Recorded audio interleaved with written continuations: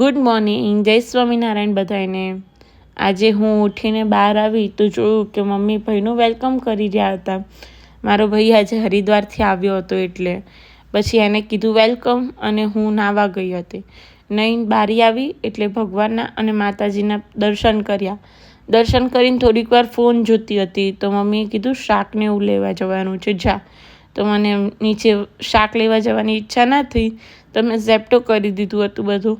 અને થોડીક જ વાર થઈ ત્યાં ઘરે બધા કહેવા લાગ્યા કે વૃંદા તારા હાથનું પંજાબી ખાવું છે। તો મેં ફટાફટ પંજાબીની શાકની હું તૈયારી કરવા લાગી।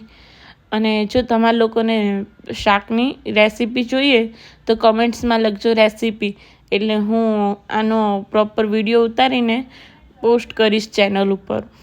અને પછી ફટાફટ પ્યુરીને એવું કરીને તૈયાર કરીને થોડીક વાર હું બેસીને પછી જ્યારે પ્યુરી ઠંડી થઈ એટલે શાક બનાવી નાખ્યું હતું મેં। શાક બનાવીને પછી મેં પંજાબી દાલ રાઈસ પણ બનાવ્યા હતા। અને અમારા ઘરે બધા પનીરના ક્યુબ ઓછા ખાય છે તો મેં પનીર છીણીને વધારે નાખ્યું હતું।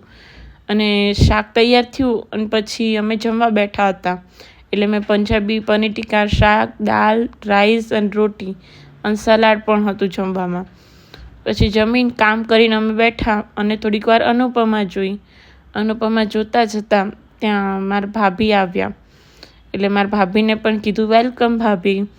અને પછી સાંજનો ટાઈમ થયો ને એટલે આજે મારી ફ્રેન્ડશિપ ડે હતો ને એટલે બેસવા આવી હતી એટલે એમની સાથે થોડીક વાર વાતું કરીને બેઠા હતા। ત્યાં યાદ આવ્યું કે કૃષ્ણ ભગવાનને પોઢાડવાના પણ છે એટલે ભગવાનના વાઘા બદલ્યા અને ભગવાનને એમના બેડ ઉપર સુવડાયા અને રાત્રે વેફર ખાઈને બસ આજના દિવસ માટે આટલું જ।